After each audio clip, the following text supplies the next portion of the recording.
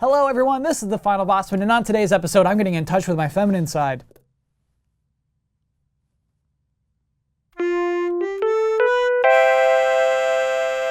Welcome to the show. I am Kyle Bosman, and this week we're doing it. We're gonna plunge into this. We're gonna talk about women, which I realize I'm acting apprehensive, and the reason for that is that I read the internet. I know that when you talk about women and video games, people clench their butts. People get angry. People get defensive. Fortunately, this show isn't about those things most of the time.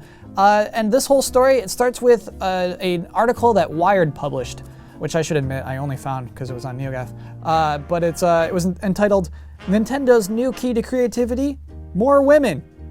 Reading this, I learned that half of the development team of Animal Crossing New Leaf consisted of women.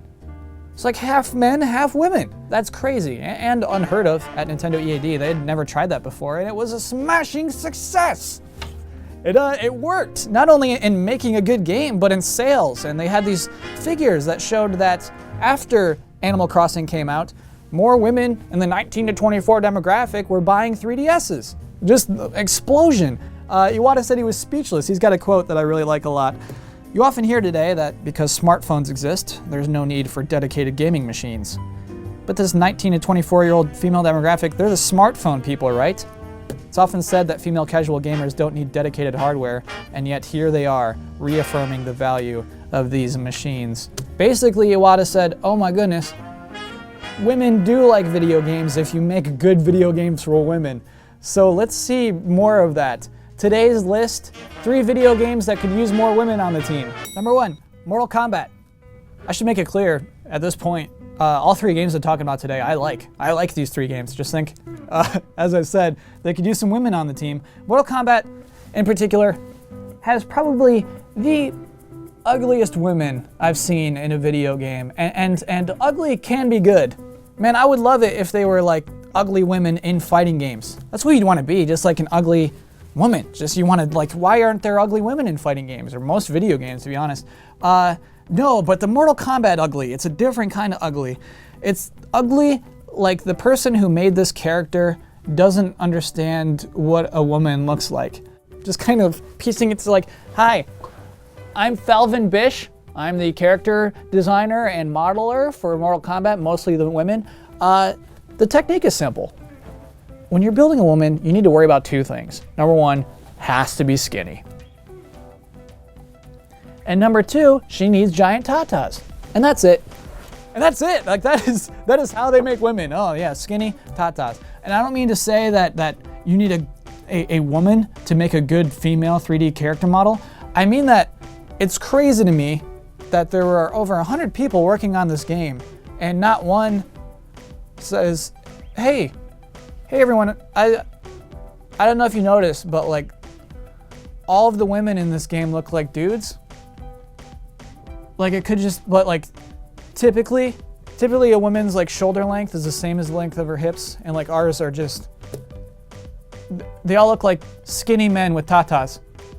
Nobody said that. Not one person brought that up.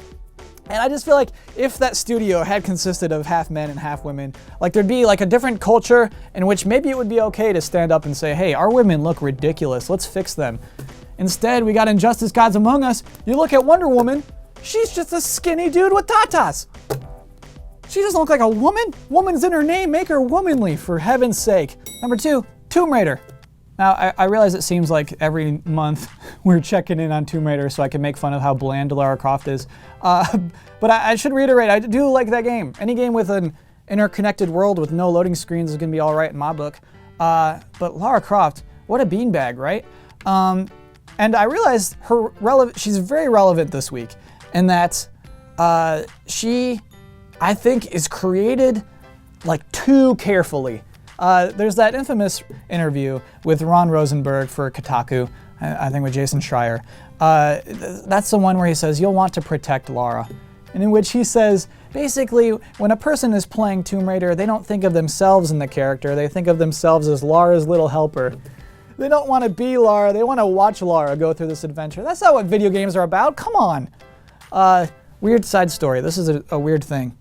I don't know if this is relevant or not. You tell me. But this was the first time I'd ever done this. I was playing Donkey Kong Tropical Freeze, and sometimes when Donkey Kong would die, I would apologize to him. I would be like, I'm sorry, Donkey Kong. Weird. I guess I want to protect Donkey Kong. Anyway, back to Lara and how she's like our little thing we have to protect. She turned out to be like this total bland cardboard character. It would have helped to let her be weird. Because women can be weird. Women are fun when they're weird. Straight talk right now. Most of the creatively funny people I have met in my life have been women. Women can be funny. And that's the thing that Lara needed. If you compare this game to my beloved The Last of Us, that game is a serious game. That game is very serious. Rated M for mature. Children don't play this game. Honestly, children don't play that game until you're old enough. Joel and Ellie still exhibit truthful senses of humor. It doesn't make the game less serious. It doesn't make them less cool of characters. It makes them real human beings when they have humor. And it makes you care more about those characters. And it makes you care more about hitting R1 at the right time. It's all related. And so, back to Tomb Raider. How do you care about this woman who cares about nothing? I think she might make quips throughout the game, but she just seems like no fun. Let her be fun. Hire some women onto your staff and realize and observe what women act like, because they can be interesting if you allow them to be. Another thing I really loved about this Wired article is that it said that Animal Crossing New Leaf's team, it was not only, they strive for diversity, but they allowed everyone to submit ideas. And so they showed this slide during their GDC presentation where they showed 4 completely different art styles. Just 4 people had submitted ideas for characters in the game. And it was like, oh, you made a rhino with frosting on his head? Yep, it's in the game. You don't have to accept everyone's weird little opinions, but having a diverse collection of opinions in a room will always make your end product better. You get rhinos with frosting on their heads. Number 3, Grand Theft Auto. So it is hard to tell Rockstar that anything they did was wrong. I mean, they sold a game that just broke sales records on 2 decrepit old consoles nobody wants anymore, and they just, reviewed extremely well. But I think if there is anyone at Rockstar who feels bitter sitting at their tables watching Naughty Dog go up and accept the Game of the Year awards over and over and over, you should probably know that you made a game in which one of the story missions is you grab a reality TV star, you hold him down, and you tattoo a wiener onto his chest. That's your game. That is part of the game that you made. How do you oh wait, we wanted Game of the Year. No, why do you don't get to do both of those things? A lot of the parts of GTA 5 are I think if you had to explain it, if you had to justify to a human being and explain your idea, a lot of it wouldn't have made it into the final game. It's oh, okay, so I got an idea for a mission. Basically, it's Michael, he wants to make amends with his wife, so he's fine, I'll do yoga. And so it's look at how dumb yoga is, right? So you as the player, you have to do these yoga moves, which all have ridiculous names, by the way. And so Michael is just what is this crap? And then then you do all the yoga. No, you're right, that is a dumb idea, okay? Gone. That is all it would take. Just have a room of old people. I feel on both sides, to be honest, a 50-50 co-ed environment encourages people to behave themselves. Kind of the reverse of the last thing. A diverse room does encourage creative ideas. It also discourages dumb ideas because I feel by the end of the credits, GTA 5 felt like a game for boys by boys.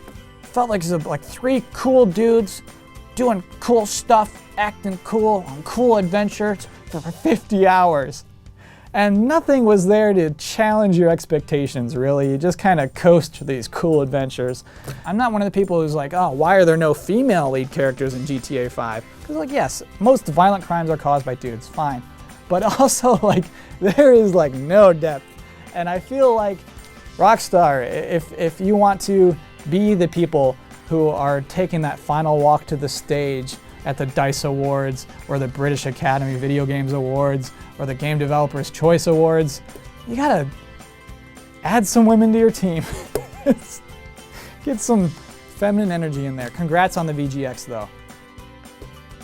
Because that's nobody gets a VGX. Okay, that wasn't so bad, I hope. It was maybe next time we can handle racism. Let's do it. Funny thing actually that I wanted to bring up about that Wired article is that at the end, it kind of acknowledges that yes, in Animal Crossing New Leaf, they may have had a at least sexually diverse team, but in that game, you can only be a little white character. Your villager can only have white skin. And so New Leaf's director, Ayaki Goku, does acknowledge that in the end of the article and said, yeah, in the future, we hope to allow you to express yourself in that way. Which is just funny, because I was thinking about it. Like, the way Animal Crossing works now is you don't create your character like you do in an MMO, where you're just like, okay, I'm this and this. Basically, first you give him your name, and then you say if you're a boy or a girl, and you're like, I'm a boy! And then it gives you a little personality quiz. And based on your personality, it changes what your face and hairdo will be.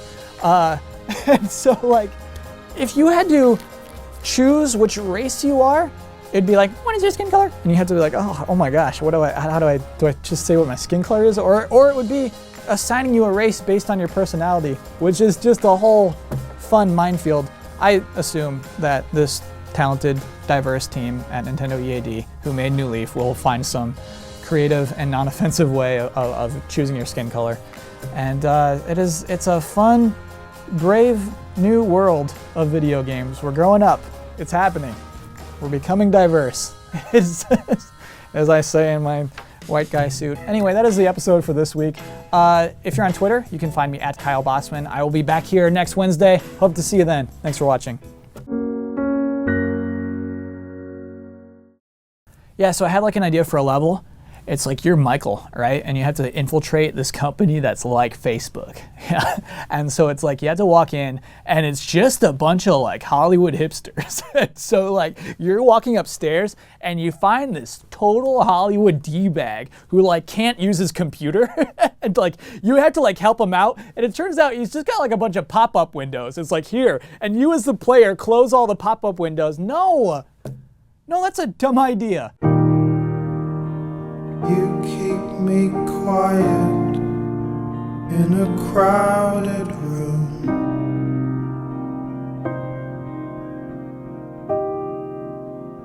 I'm lost for words. I'm longing for you.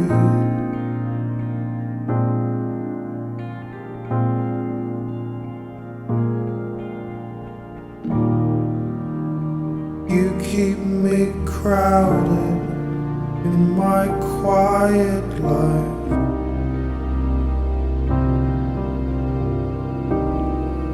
It's like watching the sun